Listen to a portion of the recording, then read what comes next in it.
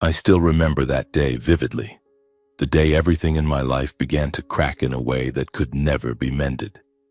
It was a late autumn afternoon in Ohio, the sky overcast and gray, heavy clouds hanging low as if weighing down the entire city.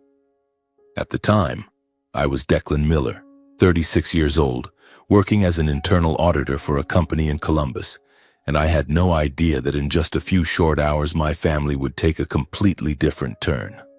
My job was stable, but it never excited me. It was just numbers, reports, and precision down to the last cent. That morning my phone rang loudly, pulling me from a fitful sleep. It was my father, John Miller, his voice urgent and tense like a string about to snap. "Declan, you have to come to Dayton this afternoon. No excuses. This is an important family matter." He didn't say more, just hung up after repeating the order twice. My heart pounded. I had no idea what was happening. My father wasn't the type to make casual calls. He was always direct, sometimes to the point of harshness. I quickly wrapped up work, took half a day off, and jumped into my old Ford. The drive from Columbus to Dayton was only about an hour, but that day it felt endless. I turned on the radio to dispel the anxiety, but the upbeat pop songs only made me more irritable. I wondered if it was something wrong with my mother's health, Harper Miller, or maybe Dad was in financial trouble. Our house in Dayton was a simple 2-story wooden home, where I grew up with mixed memories, cozy family dinners around the table, but also full of arguments about money and responsibility. Logan, my younger brother, was always at the center of every problem. He was 5 years younger than me, but from childhood he had been spoiled by our parents. As the eldest, all expectations fell on my shoulders. Study hard, work diligently, be stable. Logan? He was the creative genius, always dreaming big but never following through. As I turned onto the familiar street, the sun was setting behind the bare trees. The house appeared with warm lights from the windows, but I sensed a heavy atmosphere. I parked, took a deep breath, and walked in. The door was unlocked. My parents still kept that habit, as if Dayton were the safest place in the world. I pushed open the living room door and immediately froze. Logan was sitting there, dressed sharply in a shiny gray suit and a bright red tie, with that familiar confident demeanor that made me want to turn and leave right away. He grinned widely, waving as if we were old friends who hadn't seen each other in years. "Declan, you're here. Great." His voice was sweet, but I knew what lay behind it. Dad sat on the old sofa, face stern, while Mom beside him had red eyes as if she'd been crying. Dad ordered me to sit down, his voice low but authoritative. No warm greetings, no questions about my work or life in Columbus. He got straight to the point, as if this were a business meeting rather than a family gathering. "Logan is pursuing a groundbreaking startup project. It needs significant capital, and it has to launch now or the opportunity will be lost. This is your brother's future." Mom immediately chimed in, voice trembling but resolute. "We've already poured in all our savings, son. The money your dad always called our safety net for old age. But we're still short about $300,000. You have to contribute, Declan, for Logan's future." I went numb, as if someone had punched me in the chest. My parents had never touched their savings. Dad always taught us it was the last resort for retirement. And now, they were willing to throw it all away for one of Logan's groundbreaking projects, and then asking me for $300,000 more. That was a huge sum for me, nearly everything I'd saved after years of hard work. I looked at Logan and he just smiled as if everything were normal. It didn't take me long to think. These kinds of projects from Logan weren't new. He talked about a world-changing mobile app, then a fast delivery startup, then virtual real estate, all ideas that sounded great but never went anywhere. Each time he promised massive profits, then disappeared with borrowed money from friends or banks, leaving debts that my parents had to shoulder. Logan started rambling excitedly, voice enthusiastic as if pitching to investors. "Listen, Declan, this project is about blockchain technology combined with e-commerce. We'll create a platform where people can buy and sell goods without intermediaries, completely secure. Profits, at least double the investment in the first year." I already have partners in Silicon Valley. We just need the capital to explode. This isn't some vague idea, bro. This is the future. My parents listened raptly. Dad's eyes lit up with hope, while Mom nodded continuously as if Logan were describing a great invention. See, Declan? Our Logan is so talented. He dares to think big, dares to take risks, unlike some people who just play it safe. Mom said, voice full of pride. I felt blood rush to my face. In complete contrast to them, I just shook my head and refused firmly. No, Mom and Dad. This project is too vague. No clear plan, no financial reports, nothing. I need that money for my own future. I can't take that risk.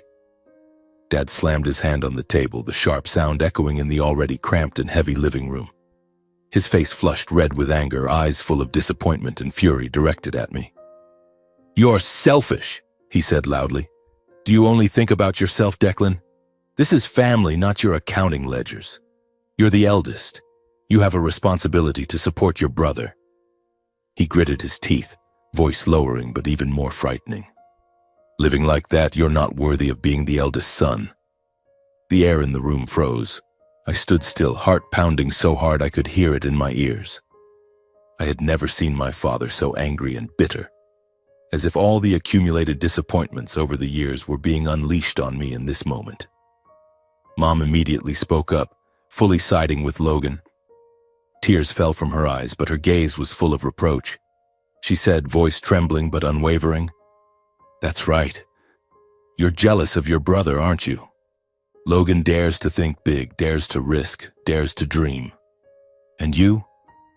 You always just play it safe for yourself. She shook her head, sighing heavily. Do you want to see your brother fail just to prove you're right? I took a deep breath, trying to keep my voice steady.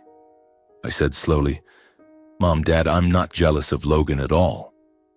I'm just looking at this realistically. I looked straight at them. How many projects has Logan done? Each time promising the world but always ending in debt and failure.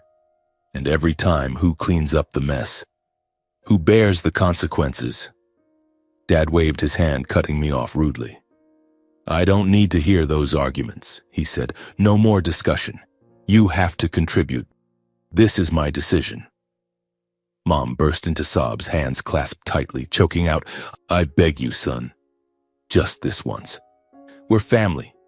You can't turn your back on your brother. Logan finally spoke, voice soft and familiar in front of our parents. Mom, Dad, Declan has his reasons, he said, bowing his head in feigned humility. I don't blame him. But without this money, my opportunity will slip away. Then he looked up at me. For a split second, his eyes flashed cold and pressing. A silent warning I knew all too well. I realized I had been familiar with this moment for a long time. Logan was always protected, forgiven, given more chances, while I had to be right, perfect, and never say no.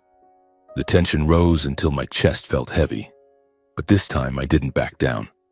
I said, voice slow and clear, I'm sorry, Mom and Dad, but I can't help Logan. The room fell into deadly silence. Dad stood abruptly, his eyes turning terrifyingly cold.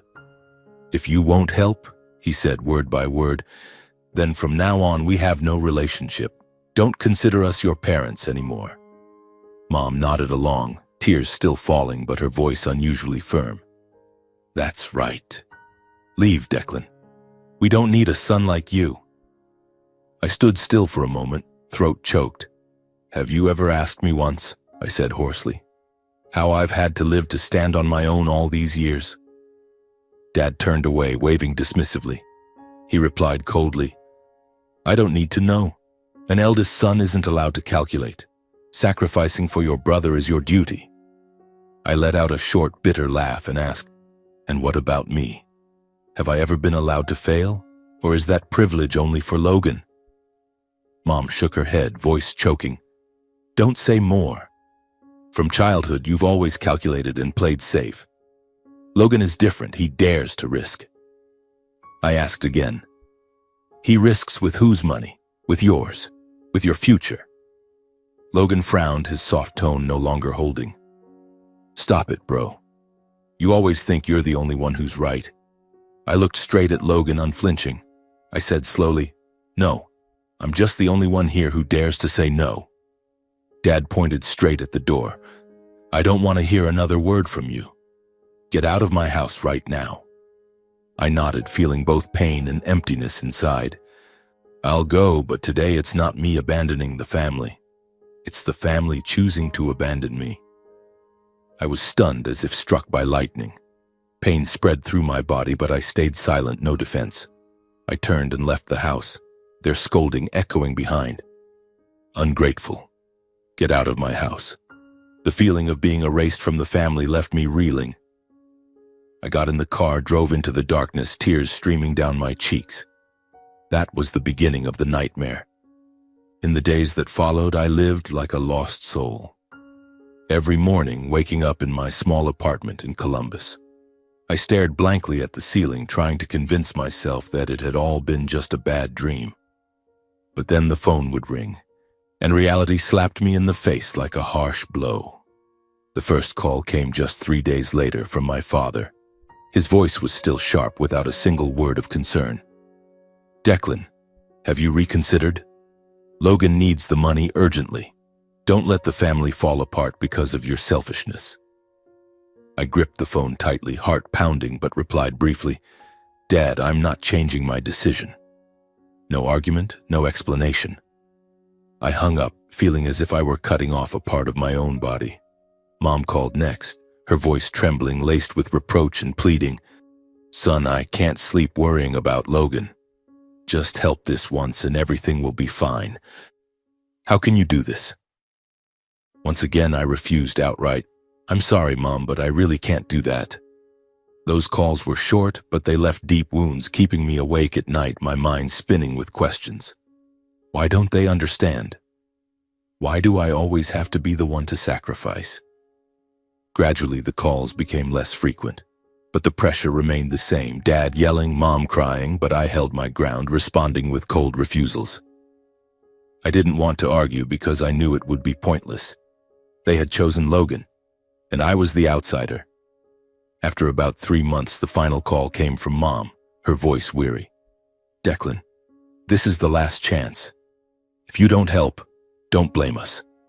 I repeated, "I've made my decision and I won't change it." And then there were no more calls. That silence was a subtle punishment, sharper than any scolding. It made me feel like a ghost, erased from their lives. Every evening I checked my phone, hoping for a message asking how I was, but there was only emptiness. My heart ached, but gradually I realized this was their way of punishing me for daring not to submit. And perhaps it was also my way of protecting myself. With that void, I poured all my energy into work. As an internal auditor, I was already used to dry numbers, but now they became my only anchor. I started working overtime, volunteering for extra responsibilities. My boss, Mr. Harris, was surprised to see me in the office late. "Declan, are you planning to live here?" I forced a smile. "Just want to finish things early, boss." In truth, work was how I controlled my life. Every completed report, every balanced figure gave me a sense of security, the thing my family had taken away. I checked my bank account daily, calculating expenses meticulously. Frugality became a way of life. No flashy shopping, no eating out unless necessary, avoiding all financial risks. I cut out daily coffee runs, brewing at home instead, canceled my gym membership to jog in the park. Every dollar saved was a brick building my future. Perhaps a small house, a solid retirement fund. I planned long-term, investing in safe index funds, earning additional auditing certifications for promotion. On late nights, sitting at the computer with Excel spreadsheets, I felt a strange peace. This was my world, where no one could intrude and destroy it. But then social media became an uninvited tormentor. I wasn't the type addicted to Facebook or Instagram, but occasionally I scrolled for news, and that's when Logan's images hit me like a storm. My brother posted constantly. A shiny Mercedes parked in front of a high-rise office, partying with friends at upscale bars. Endless updates boasting about project expansions. My team just signed a big deal. Startup life such success, he wrote, with photos of himself grinning beside cocktails. His office looked like something from a Hollywood movie. Walnut desks, large screens, young employees laughing.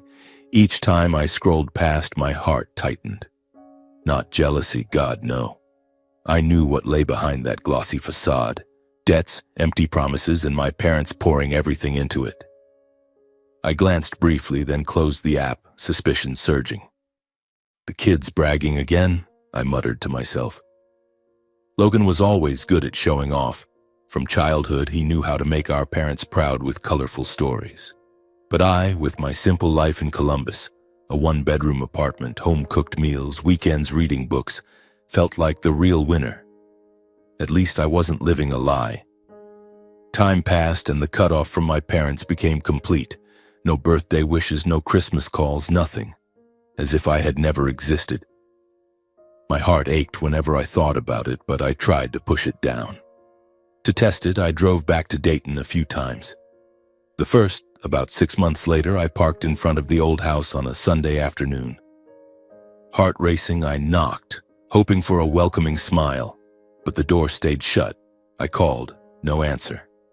I stood there, cold autumn wind blowing, disappointment surging like a wave. The second time I brought pastries, Mom's favorite, but again, silence. Windows lit, I heard laughter inside, but when I called out, everything went dark. I turned away, tears welling, driving back to Columbus in the darkness, wondering what I had done wrong. Those visits ended in silence and disappointment, making me realize they didn't want me anymore. It was a harsh truth, and it made me stronger but lonelier than ever.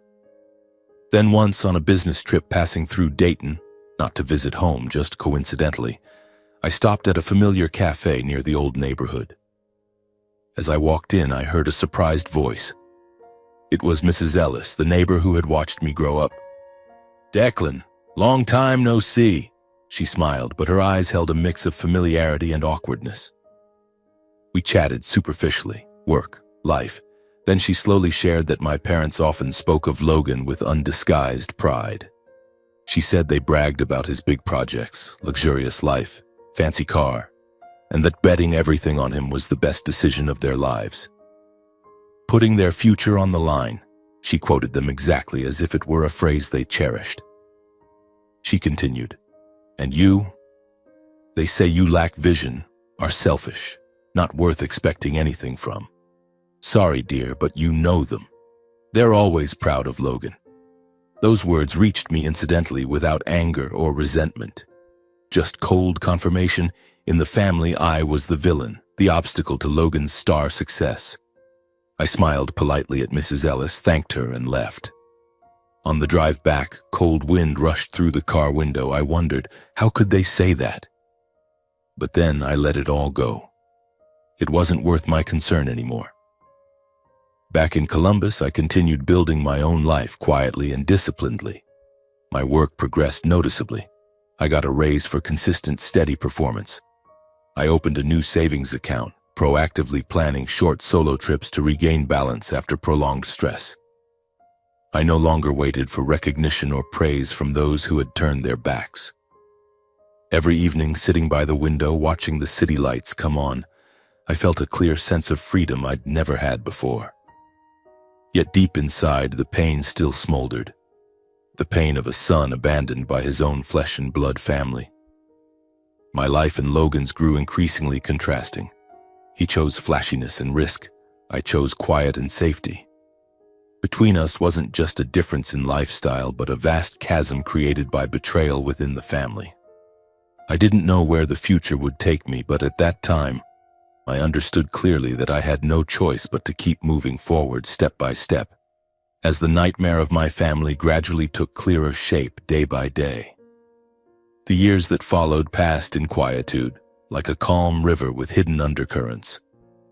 I maintained my old routine in Columbus, auditing work with precise numbers, solitary evenings with books and black coffee. But then life unexpectedly brought a ray of light named Rachel. I met her on a rainy afternoon at a small cafe near the office. I was sitting in a corner reviewing reports on my laptop when she walked in, drenched but still smiling radiantly. Rachel was an elementary school teacher, 32 years old with lightly curly brown hair and warm green eyes. She asked to borrow the chair next to me because the place was crowded, and from there our conversation began.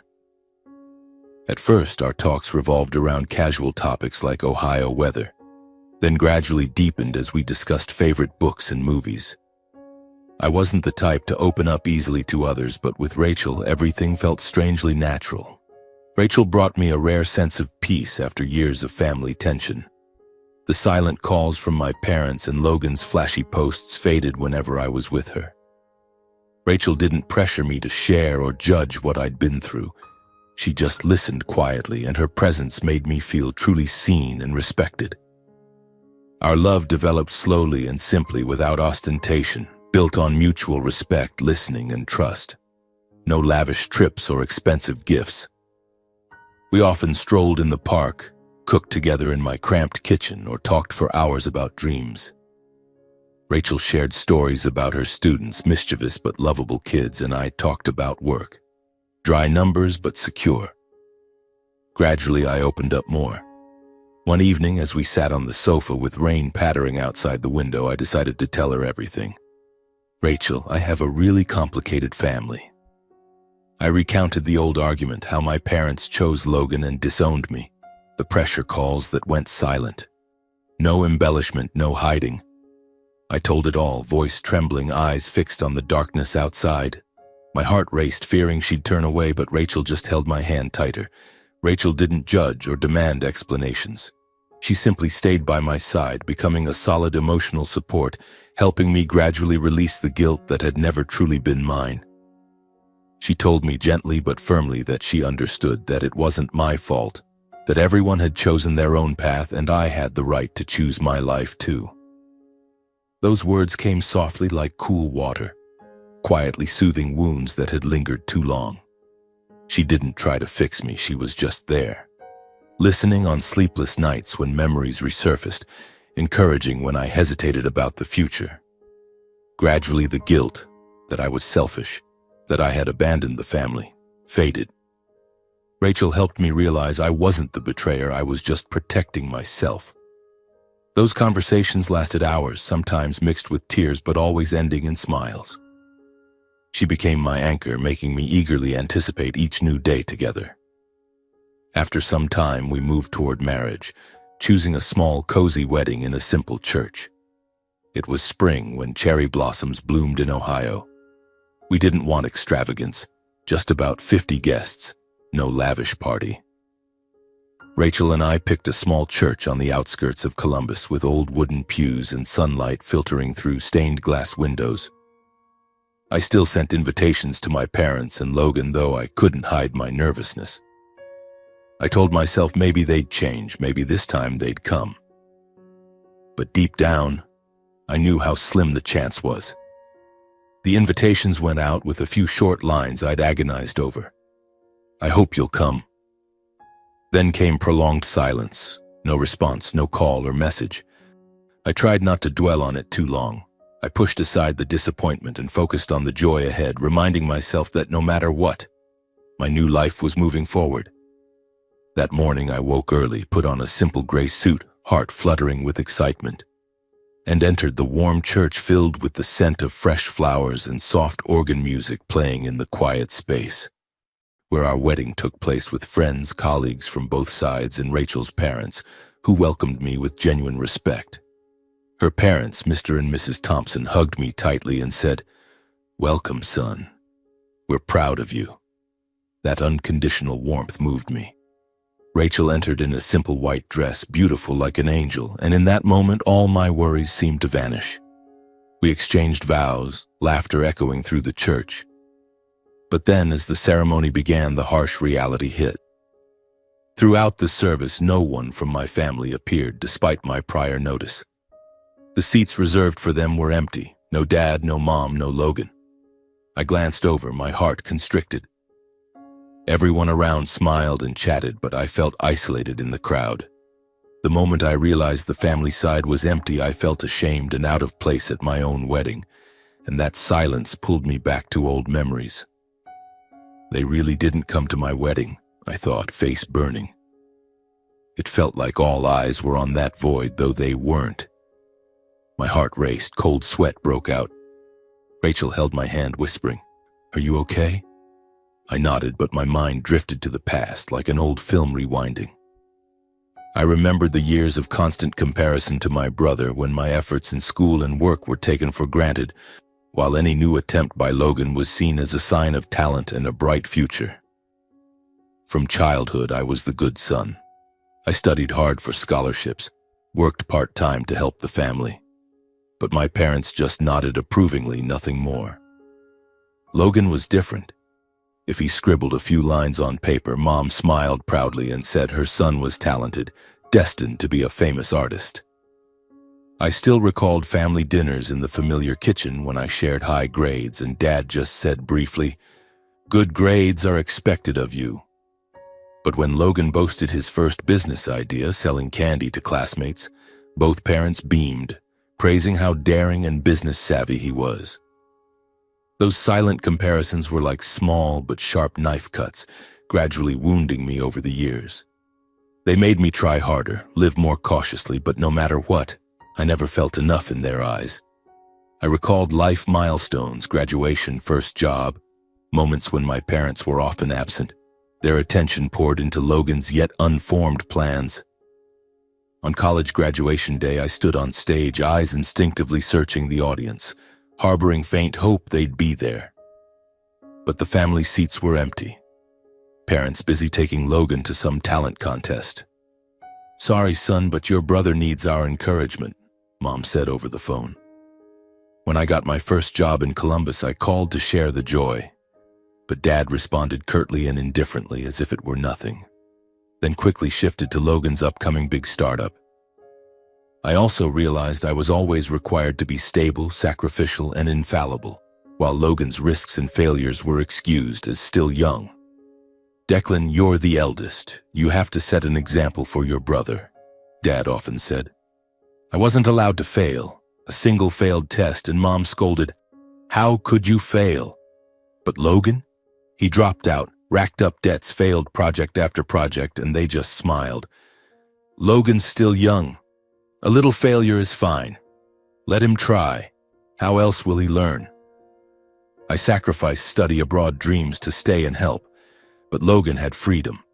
That injustice built up, making me anxiously await an explosion, and it came with the old argument.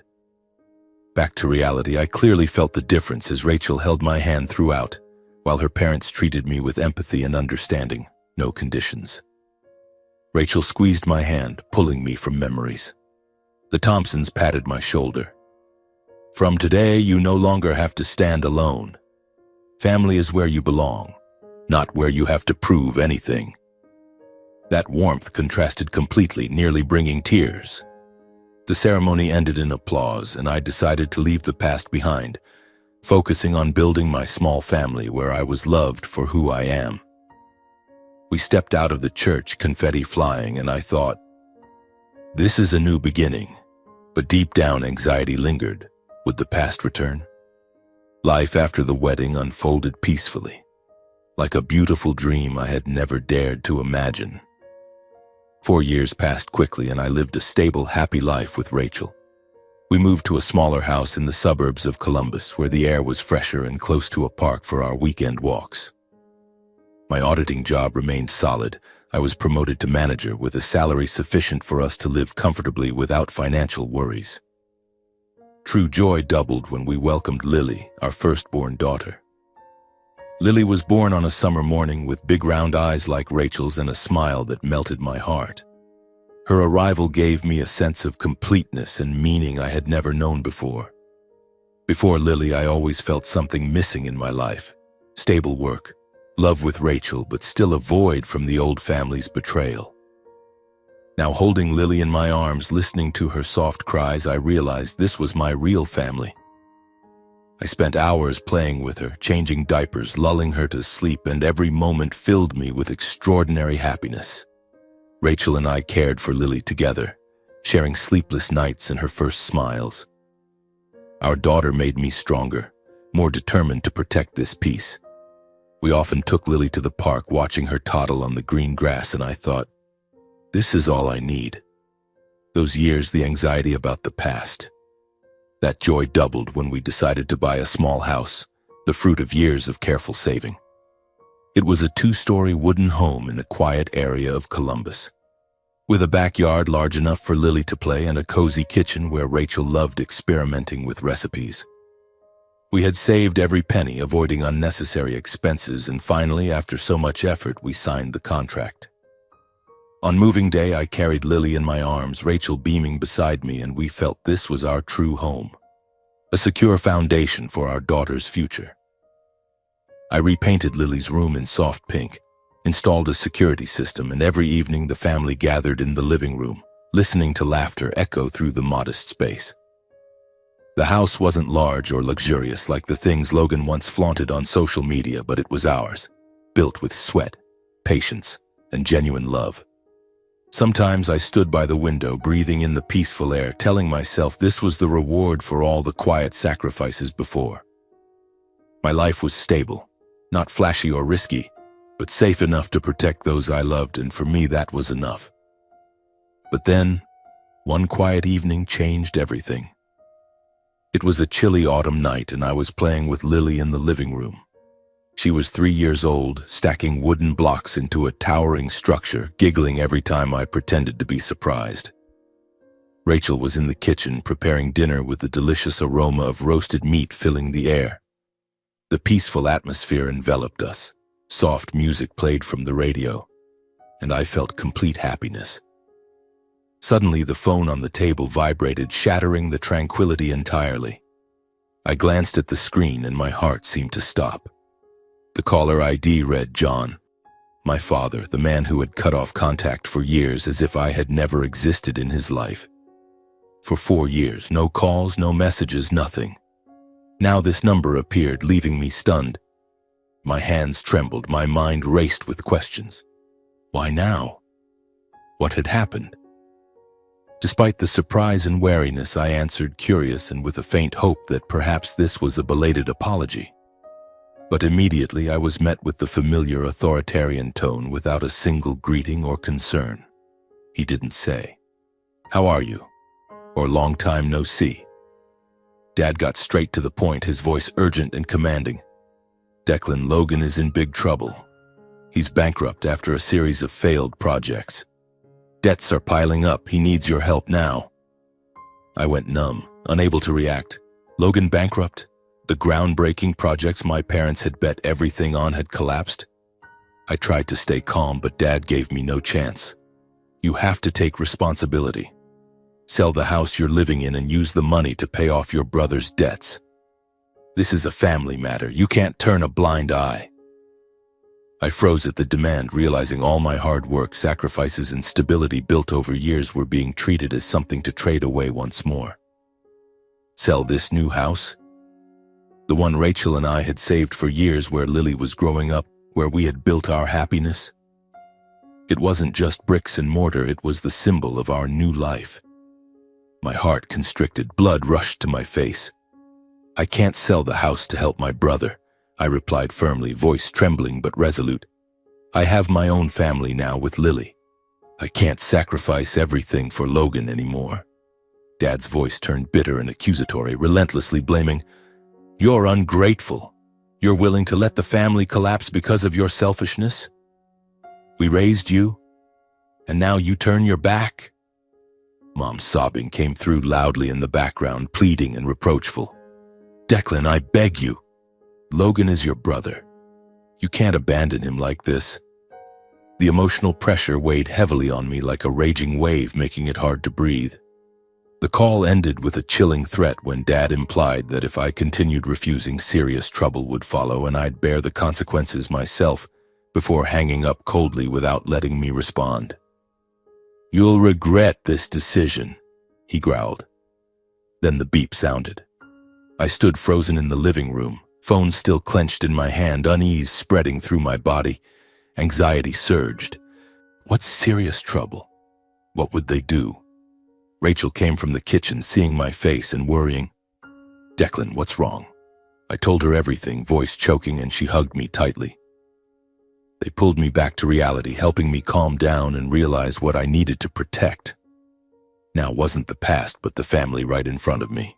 But that night I couldn't sleep, anxiously awaiting what was to come. In the days following that call, the real nightmare began.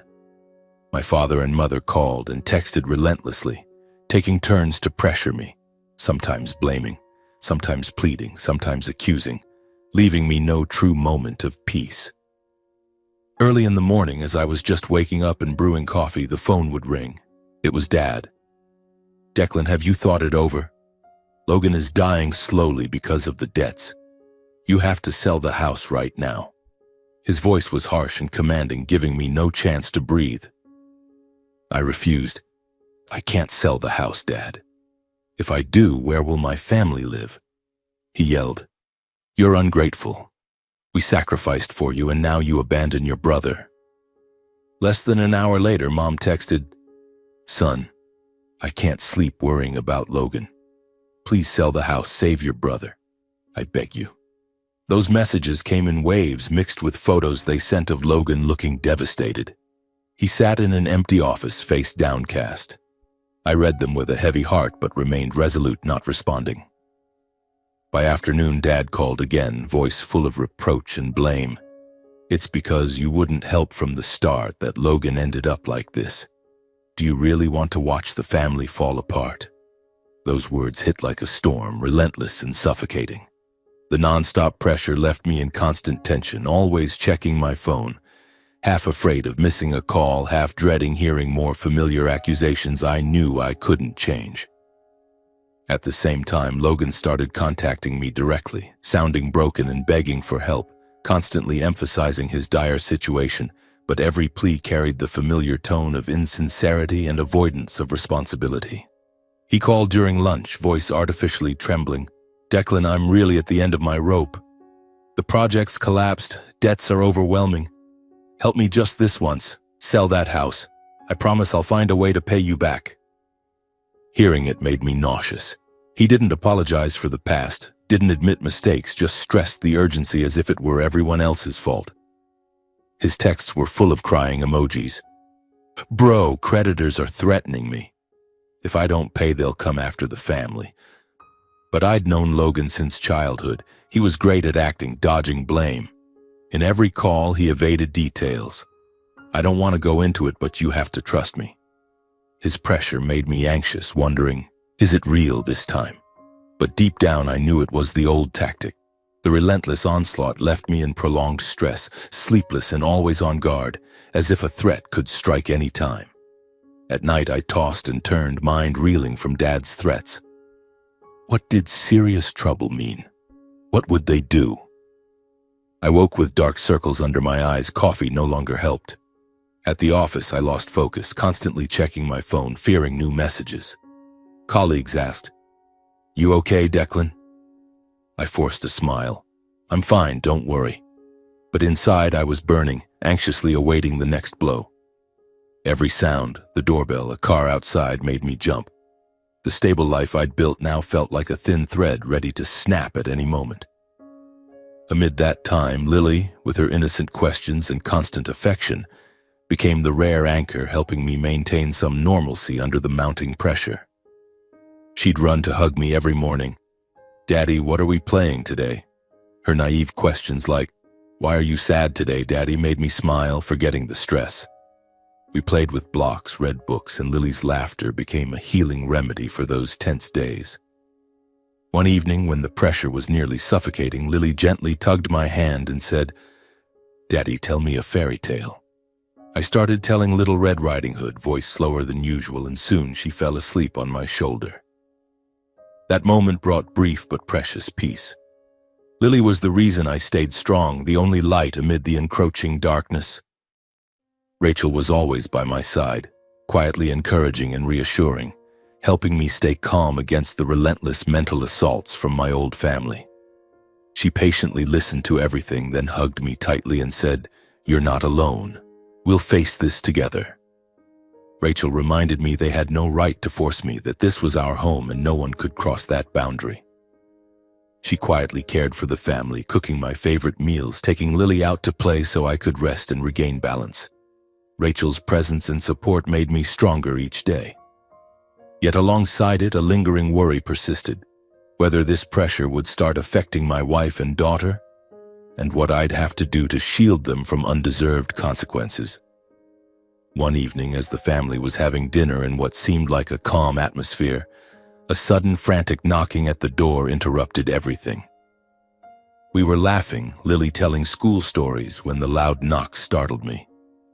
I went to open the door and froze, seeing my parents standing on the porch unannounced, their eyes and demeanor suggesting they viewed this place as somewhere they could show up any time. Dad pushed past and entered. Mom followed, face flushed. "Declan, we're here. We need to talk this out." They walked into the living room and sat down like they owned the place. They immediately returned to the old topic without greetings or beating around the bush, insisting I had to sell the house to save Logan. Dad spoke loudly, voice harsh and pressing word by word. "You have to sell this house now. Logan is at the end of his rope. He's dying day by day, do you understand? This isn't a choice, it's your responsibility to the family." Mom burst into sobs, crying as she approached me, voice trembling and desperate. "Son, I beg you. Just this once. Sell the house and everything will be okay. I can't take it anymore."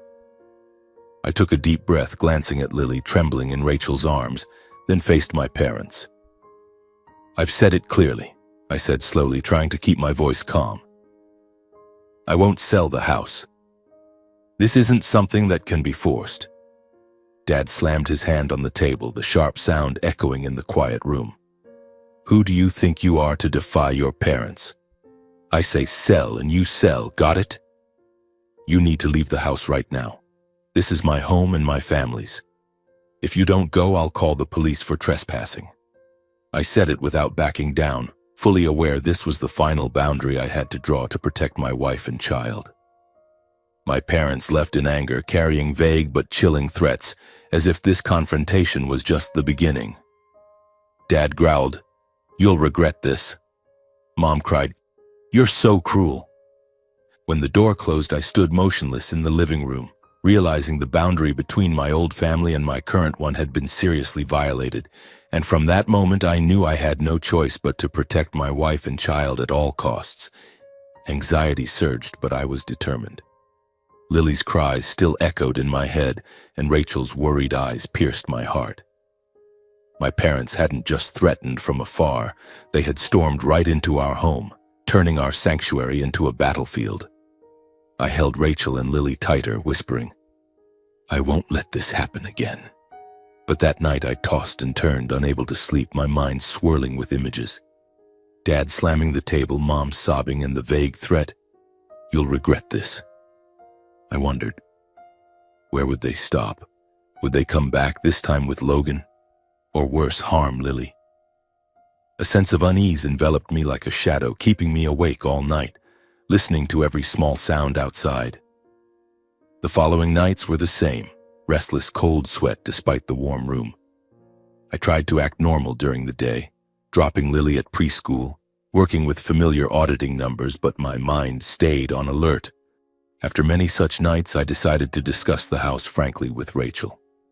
It was a quiet evening with Lily fast asleep in her room. We sat on the sofa, holding hot tea, and I began, "Rachel, I don't feel safe here anymore. My parents, they won't stop. They've invaded our home once, and I'm afraid there'll be a second time." I shared all my worries, the pressure calls, their aggression, the threats. Rachel listened, eyes full of concern but resolute.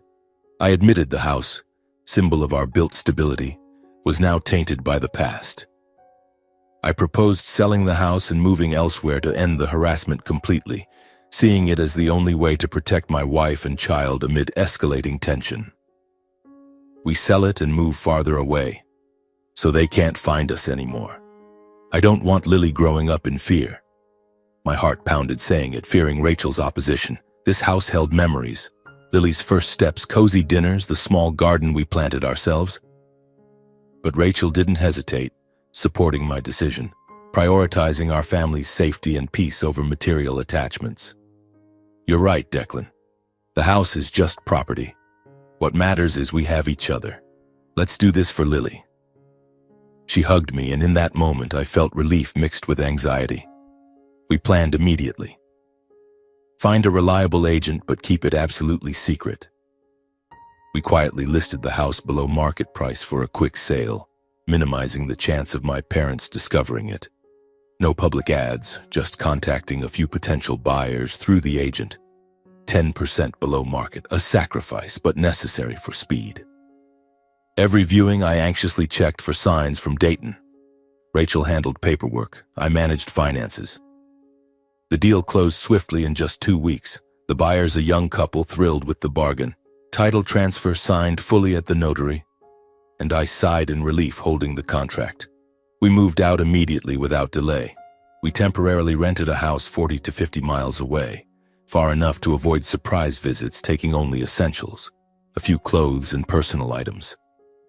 The new place in a small town near the Ohio border with peaceful air and friendly neighbors.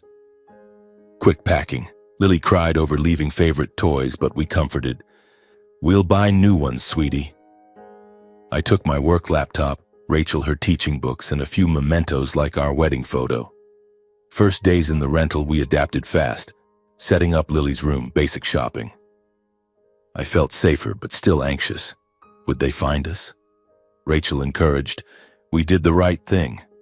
Now let's live in peace."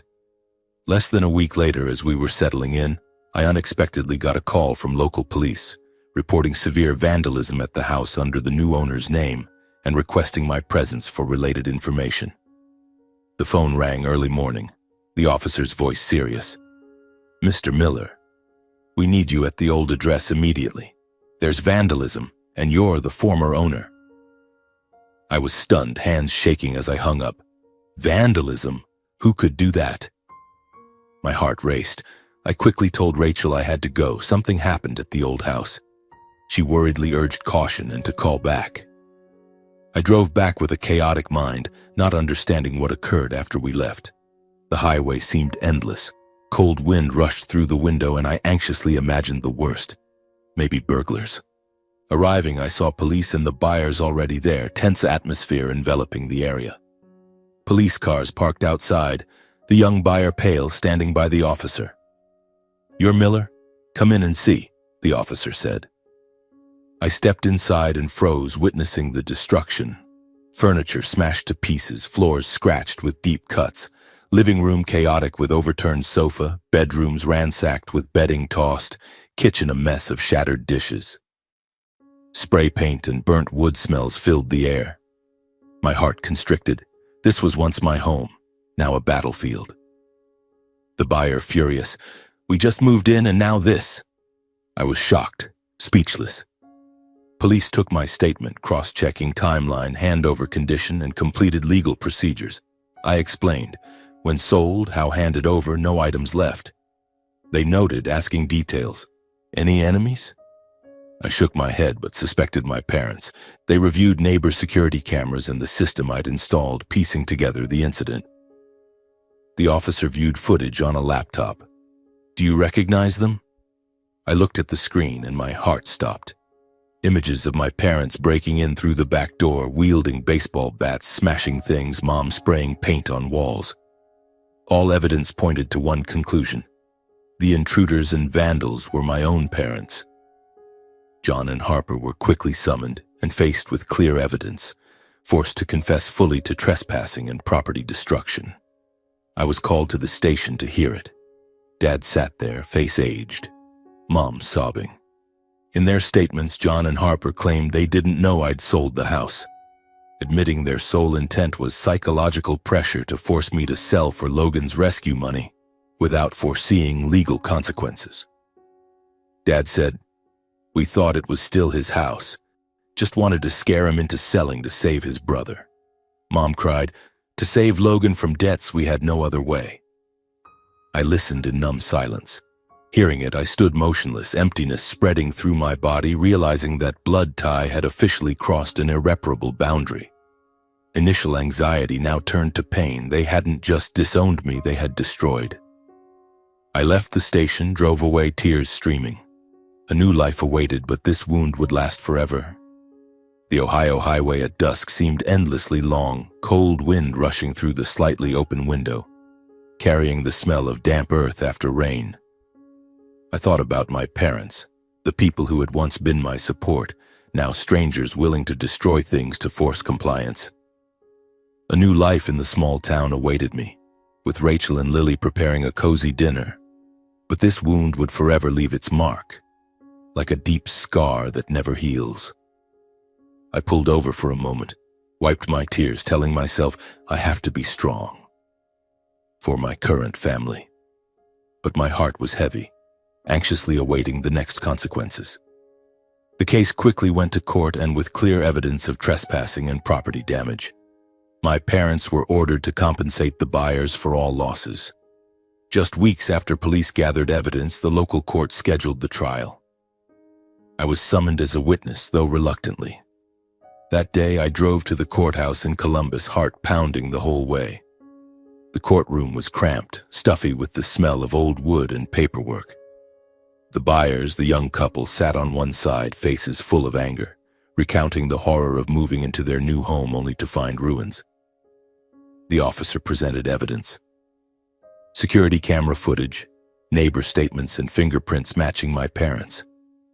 Their lawyer tried to defend. This was just a family misunderstanding, no intent to destroy. But the judge shook his head. The evidence is undeniable. Trespassing and intentional destruction are criminal acts. The verdict came swiftly. My parents had to pay full compensation, repairs, legal fees, and emotional damages totaling over $50,000. I sat there watching them bow their heads, heart torn between pain and relief. Anxiety surged.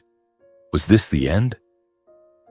At the trial, all defenses proved meaningless against the security footage and consistent statements, forcing John and Harper to accept full legal responsibility. My father, usually authoritarian, sat silently as the video played. Him wielding a baseball bat, smashing the kitchen table, Mom spraying paint on walls. Their lawyer struggled, arguing clients didn't know the house was sold and only wanted to talk to their son. They had no intent to harm, he said. It was just a family meeting that crossed boundaries. But the prosecutor countered sharply. This wasn't talking. This was intentional trespassing and destruction. Mom cried throughout, repeating desperately that everything was to help Logan. We were just thinking of our son, she said through tears. The judge interrupted, voice cold and clear. Motive doesn't change the nature of the act. They didn't appeal. Ultimately, both signed commitment to full compensation per the ruling. I witnessed it all, heart aching like it was cut. Parents who taught me responsibility now pushed themselves into crime. As the trial ended, I stood watching them shuffle out, aged and weary figures contrasting the rigid imposition that once hurt me. Dad hunched, hair white, Mom leaning on him, slow steps to the door. No goodbye, no glance at me. I stood there, tears welling, anxiously wondering what would happen to them now. Not long after, I heard my parents had to sell their only house to cover the court-ordered compensation. The news came via a call from Mrs. Ellis, the old Dayton neighbor. Declan, dear, your parents sold the house. Sold it quickly, cheap for fast cash. She detailed. A hasty for sale sign, constant viewings, and in 1 month, new owners. I wasn't surprised, but it hurt. That house, where I grew up full of mixed memories, was now their only way to pay. Through public property transfer records and casual neighbor accounts, I confirmed the rushed sale. My parents quickly moved elsewhere. Mrs. Ellis added, they packed hurriedly, just a few suitcases, looked pitiful. I imagined it. Parents packing belongings, leaving the long-attached home, heart heavy. Anxiety rose thinking of their new life. Would they be okay? After legal costs and compensation, they couldn't afford another house, moving to a cheap rental to survive. From scattered info via acquaintances, I learned they rented a room in a rundown Dayton suburb. Cramped, moldy walls, no yard. My father, once proud of his retirement safety net, now lived frugally. Mrs. Ellis said, they rarely go out, look much older. Their old age quickly fell into hardship, struggle, and isolation. No stability or security as before. No morning coffee in a spacious kitchen, no familiar neighbors. My parents scrimped for food, medicine, bills. Through fragmented info, I learned remaining money after the sale went to Logan for debts. After deductions, about $20,000, not enough for a new house, but enough to bail Logan. Mrs. Ellis said, "They gave it all to Logan, saying for urgent debt payment." I wasn't surprised. Logan was always priority. From old family acquaintances, I heard my parents believed Logan's story of mafia threats, convinced that without payment, they'd be next targets. An old friend called, "Declan, your parents think Logan's chased by mafia." He said threats, and if unpaid, they'd come for the family. They're terrified. I was stunned. Mafia, or another Logan act. Out of love, fear for their safety, and belief in his familiar flowery words, my parents gave their last money hoping for peace. They handed it over, believing Logan would be fine, family safe. But I knew it was a mistake. Logan always promised like that, and it ended the same. Failure, debts, others bearing consequences. It all happened quietly as cascading results of years of wrong choices. From investing savings in Logan's projects to vandalizing my house, then selling theirs. A chain of unending mistakes. They did it secretly, not wanting others to know, but rumors spread. I knew everything, but after all that happened, I chose not to intervene, not to rescue, not to re-enter the sacrificial loop that once destroyed me. I could call, send money, but no. I remembered years of sacrifice, only betrayal. I continued life with wife and child, holding the boundary, understanding compassion no longer means bearing others' consequences. In the rental, we built peace. Lily playing, Rachel smiling, me working. The wound hurt, but I chose forward, anxious but resolute. The days that followed passed peacefully. Every morning, I took Lily to preschool. In the afternoon, I picked her up and listened to her innocent stories. In the evening, the family gathered around the dinner table in a serene atmosphere. I gradually believed that everything had truly come to an end. Logan had to face his debts. My parents bore the consequences of their choices, and that I could finally put it all behind me. Yet life rarely lets things end so simply. Just one small detail, seemingly insignificant, unexpectedly appeared and pulled me back into the vortex I thought I had escaped. It seemed everything had closed, until one day I overheard a detail that made me start doubting Logan's mafia debt story. It was a weekend afternoon when I visited a local fair to buy a birthday gift for Lily. I ran into Mr. Harris, my old boss at the auditing firm who had once done business with Logan on a joint project years ago. We greeted each other, chatted casually about work, and then he asked, "Have you heard anything about your brother? Logan, he's been appearing publicly in Columbus lately, living quite extravagantly. Fancy cars, parties, doesn't look like he's in any trouble." I froze, trying to keep a neutral face, but suspicion rose inside. "Logan extravagant?"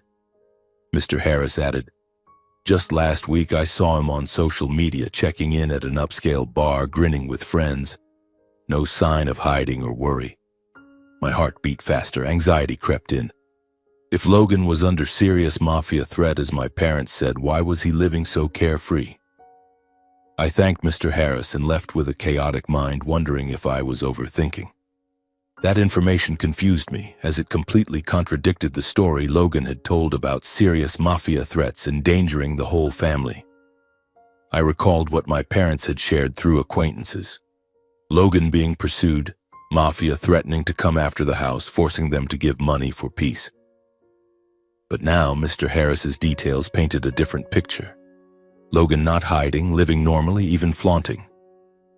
That night I couldn't sleep, lying beside Rachel with my mind reeling. "I think Logan is lying to our parents," I whispered to her. Rachel listened and encouraged. "Maybe you should look into it more, but be careful." I decided not to act rashly, but anxiety kept rising, like a bad premonition approaching. In the following days, I discreetly checked Logan's social media. Indeed, he was still posting cars, parties, no signs of fear. The contradiction made me restless. What was he hiding? A few days later, while stopping at a familiar cafe near downtown Columbus, where I went to meet a work partner, I unexpectedly saw Logan sitting casually chatting with a stranger, atmosphere completely normal. The cafe was crowded, the smell of roasted coffee filling the air. grinding noises loud. I had just entered, about to order a latte, when I glimpsed Logan in a secluded corner, laughing animatedly with a middle-aged man in a cheap suit. My heart pounded. Was this a chance or a risk? Logan looked healthy, confident, nothing like someone fleeing the mafia. I turned away to avoid recognition, but unease urged me to choose a table nearby. Back turned, pretending to work on my laptop, concealing my presence while their conversation gradually reached my ears. I pulled my chair close to the wall, opened the laptop, feigning typing, ears straining. Anxiety peaked. My hands trembled, holding the coffee cup, fearing discovery but unable to miss it. I froze, hearing Logan clearly recount how he had fabricated the mafia story to pressure our parents into selling the house and giving him money for debts. His voice was smooth and chilling, even with a smug chuckle. "You remember how I talked to Mom and Dad?" Logan said, as if recounting a harmless prank. "I just made up the mafia death threat, said they'd come after the whole family if unpaid. They panicked immediately." He chuckled lightly, voice triumphant. "Sold the house fast, just a few pushes and done. They even scraped together the last 20 grand for me, easy as pie." Each word from Logan was like a knife, exposing the raw truth I hadn't dared face. The man opposite laughed loudly, curious. "How'd you pull that off?" Logan shrugged, answering coldly and ruthlessly. "I hired a buddy to make threatening calls, send messages like, 'Pay up or we'll come to your house.' Mom and Dad believed it, hook, line, and sinker, terrified for the family." He sneered and continued, boasting of victory. "Now they're renting, but in exchange I got money for real debts." I sat frozen, blood seeming to freeze, unable to believe what I'd heard. Initial anxiety quickly turned to choking rage. He had staged it all just to scam our own parents. Logan continued discussing with the man faking creditors, calling and texting threats to another relative. "Now try Aunt Susan. I'll say mafia's after me, need money urgent. You play creditor, call threatening pay, or we'll come for your grandkids. She dotes on me. She'll give the money." The guy nodded. "Good idea. I'll get a new SIM. How much should we demand?" Logan grinned. "At least 10 grand for me." From Logan's smooth, cold manner, I realized this wasn't impulsive but a systematic scam. He calculated meticulously, no remorse, like a professional con artist. My heart raced, but I stayed calm, secretly recording the entire conversation on my phone hidden under the table, knowing this was direct, undeniable evidence of Logan deliberately fabricating to swindle relatives. Anxiety peaked as they stood to leave. I stopped recording, exhaled in relief, heart full of rage and resolve. The next day, I proactively met Logan for confrontation, bringing the recording as proof of what I'd heard. I called from an unknown number, arranging to meet at the Central Park, voice calm. "Logan, it's Declan. We need to talk." He agreed, perhaps thinking I'd softened. We met under green trees, chilly autumn wind blowing. Logan appeared with familiar confidence, wide grin as if everything was under control. "Finally reconsidered, huh?" he said lightly. "I knew it. You can't abandon family. I really need your help now." I didn't return the smile. I looked straight at Logan and got to the point, voice calm but cold. "Logan, I know everything. The whole mafia debt story was a play you staged. You exploited Mom and Dad's fear of family involvement to force them to sell the house and give you money." Logan froze momentarily, then forced a laugh. "What are you talking about? Who fed you nonsense?" I didn't argue further. "I heard it myself," I said slowly. "I heard you recount scaring Mom and Dad, hiring someone for calls and texts. Here's the recording." I played it. Logan's voice rang clear, unmistakable. The park fell silent. His face paled briefly, but in a few breaths, Logan reacted fiercely. "You're crazy? That voice isn't mine. You edited the recording to frame me, right?" He stood abruptly, voice rising. "You're always like this. Always jealous of me. Happy inside when I'm in trouble." I looked at Logan, not raising my voice. "Jealous of what?" I asked. "Jealous of you tricking Mom and Dad into selling the house, leaving them on the street?" Logan slammed the bench, face flushed with anger. You're the one who doesn't care about family. You just want to prove you're right no matter the cost." He pointed at my face, voice full of resentment. "If not for you, my life wouldn't be like this." I said nothing more. I just looked at Logan one last time, long enough to see no trace of remorse on his face, only the bitterness of someone cornered but clinging to his own lies. The confrontation ended there, not because I ran out of words, but because I understood that for Logan, truth never mattered as much as protecting his ego. I turned and left the park, the cold Ohio autumn wind whipping my face, carrying the smell of withered leaves and exhaust. Driving back to the rental home, my mind reeled with the recording still on my phone, undeniable evidence of my brother's deception. Rachel was waiting at home, Lily playing with toys, and when I told her everything, she hugged me tightly. "But what are you going to do next with that recording?" I didn't answer immediately, just sitting silently by the window, gazing at the peaceful street of the small town. In the days that followed, I pondered quietly, weighing every option. Resentment? Perhaps there was some, but it wasn't the main drive.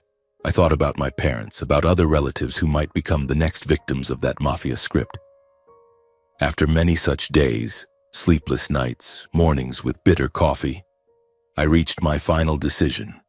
Submit all the evidence to the police, not out of resentment, but to stop Logan from continuing to harm others with the same deceptive scheme.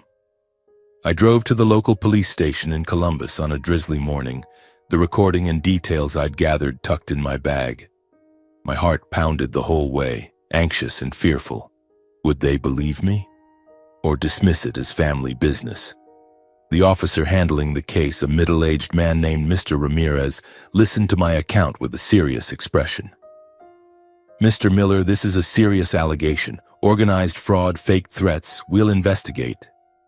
I handed over the phone with the recording, detailing the cafe conversation, how Logan exploited our parents. Mr. Ramirez nodded. "We'll open an official investigation." I left the station feeling relief mixed with unease, anxiously awaiting what would happen. The police accepted the case, launched a formal investigation, successively summoning Logan and those who had participated in faking threats and supporting the mafia debt play. They worked quickly. Logan was called in first, then the man from the cafe. Turns out an old friend of his specializing in acting for such scams. I was called as a witness, sitting in the interrogation room recounting everything, voice trembling but resolute. Anxiety peaked thinking of Logan's reaction. How would he deny it? Under investigative pressure and the recording evidence, Logan had no room to deny, forced to admit organized fraud, exploiting family fear to seize money. At first, he denied shrilly, "My brother made it up." But when police played the recording, cross-referenced threatening calls to our parents, and summoned the accomplice, who confessed everything fearing prison, Logan collapsed. He sat in the interrogation room, face ashen, admitting, "I just needed money urgently. Didn't think the consequences would be this serious."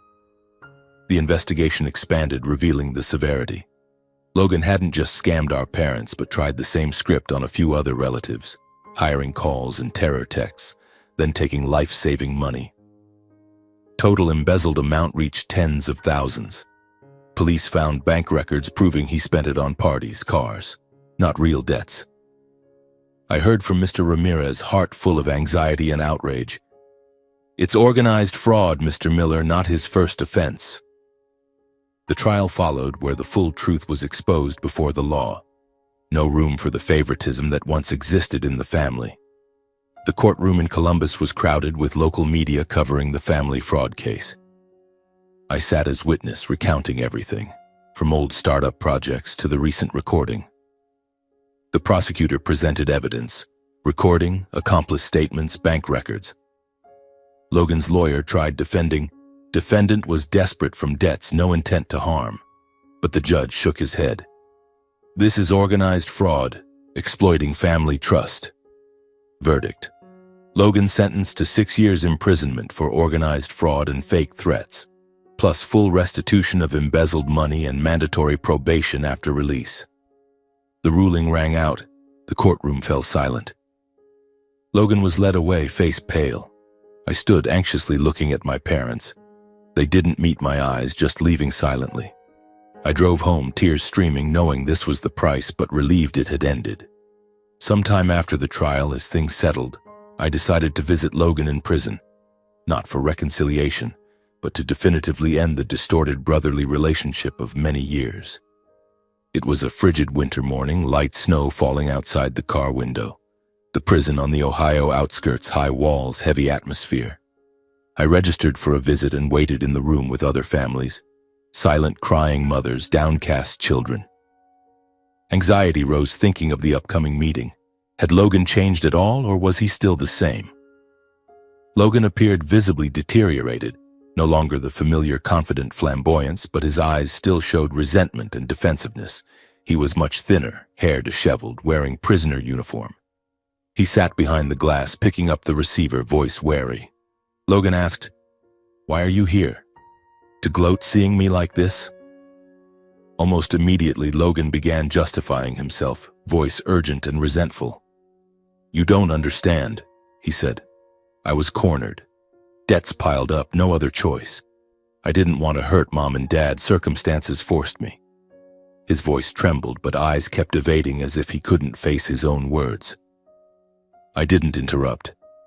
I waited for him to finish, then spoke slowly and calmly. "And what about Mom and Dad?" I asked. "Now they live in a cramped rental, scraping for meals, old age with no security. All because of the story you fabricated, forcing them to sell the house and give you money." I paused, then continued clearly. "And you didn't just take their money, you destroyed the family's trust." Logan was silent momentarily, then shook his head, clinging to familiar escape. "You don't know my pressure," he argued. "I'm still young. I was pushed into it. Easy for you standing outside to judge." I looked straight at Logan and mentioned what he didn't expect I knew. "And you planned the exact same script on Aunt Susan," I said. "I heard it all, right in the cafe." Logan's face visibly paled. He gripped the receiver tightly, eyes darting as if seeking escape. "It's not what you think," Logan said low. "I hadn't done anything yet. You're blowing it out of proportion." A heavy silence stretched. Then Logan's tone shifted, low and bitter. "You're the real betrayer," he said slowly, words restrained. "You handed everything to police, putting me here. If you'd stayed quiet, it wouldn't have gone this far. All along you've watched me fall, then turned away." I didn't raise my voice. I said slowly, each word firm. "Logan, silence and covering up are what made you this way." I looked into his eyes. "Silence isn't protection. Silence enables. I did it not to harm you, but to end this cycle before you hurt more people." Logan didn't respond. He gripped the receiver, eyes flashing anger, but this time no justifications came. The visiting room sank into heavy silence, as if words were exhausted. I left the visiting room with heaviness but decisiveness, knowing this was the last time facing Logan as a brother. I stood looking at him one final time through the glass. "I hope prison time helps you reflect." The prison door closed behind me and I stepped out, leaving the past and mistakes behind bars. Snow fell thicker, but my heart felt lighter. Anxiety ended, replaced by peace. Home, Rachel and Lily waited, and I knew this was my real family. After all those events, I returned to everyday life, focusing on work and my small family as a way to slowly regain the stable rhythm that had once been disrupted. In the first weeks after the trial and the meeting with Logan, I felt like someone who had just escaped a storm, physically exhausted, mentally drained, but still having to carry on. My auditing job in Columbus became a familiar anchor. Precise numbers, detailed reports, and online meetings helped me forget somewhat. I worked extra hours to make up for lost time, but without the old pressure. Now it was how I affirmed stability. Coming home, Rachel always waited with a warm smile. Lily ran into my arms with innocent school stories. We spent weekends strolling in the park, barbecuing outdoors, or simply reading together in the rental living room. Gradually, life regained its rhythm. Mornings waking to Lily's laughter, evenings with family dinners, nights falling asleep holding Rachel. But anxiety still lingered, Had it really ended? I told myself to be strong, step by step reclaiming peace, not letting the past pull me back. Sometime later, when things stabilized, Rachel and I decided to buy another house, not large or showy, but enough to be a true safe haven for us and Lily. It was about 6 months later when we'd adjusted to the rental but realized we needed a permanent home. We searched carefully. A single-story wooden house in the town suburbs with 3 bedrooms, a small backyard for Lily to play, and a sturdy fence. We moved in gradually, painting walls warm cream, hanging family photos, installing extra security cameras. Lily was excited about her own room. Rachel decorated the kitchen her way, and I felt truly secure. No more worrying about sudden calls or aggressive knocks. The house was simple but a symbol of rebirth, helping me regain stable rhythm. Our new life unfolded quietly and peacefully. No more threatening calls, no fear of intrusion, just ordinary but fulfilling days. Every morning I woke to birdsong outside the window, brewed coffee for Rachel, and took Lily to school. Work remained steady, but now I made time for old hobbies, reading finance books, morning runs, playing guitar for Lily. No more reproachful texts from Mom, no flashy Logan posts on social media. He was in prison, and my world was separate. We held small birthdays for Lily, inviting neighbor friends, laughing over cake. Evenings, Rachel and I sat on the porch stargazing, talking about the future. Maybe another child or a family trip. Past anxiety faded, replaced by simple joy. Ordinary moments but complete, making me realize true happiness lies in peace. But then one day my parents came, looking much older and wearier than the last time I saw them, bringing a belated apology and a desire to mend things. It was a spring afternoon. I was fixing the car in the garage, Lily playing in the yard. A gentle knock sounded, not frantic as before. Rachel opened the door and called, "Declan, your parents are here." I froze, wiped my hands on a rag, and stepped to the porch. They stood there, Dad hunched holding his hat, Mom leaning on him, faces wrinkled, hair white. They looked visibly aged, Dad gaunt, Mom trembling. "Declan, can we talk?" Dad said, voice hoarse, no longer authoritarian. I nodded, inviting them into the living room, but heart full of anxiety. Why were they here? For money? Blame? Rachel took Lily inside, leaving us private. I listened without interrupting or interjecting. I let them speak fully, knowing if I cut in now, they'd never say what had been bottled up so long. Dad bowed his head low, voice trembling. "I'm sorry, Declan. I was wrong to pressure you, to call you selfish just because you wouldn't sacrifice for your brother. I let favoritism blind me, and only now do I realize it." Mom sobbed. "I'm sorry, son.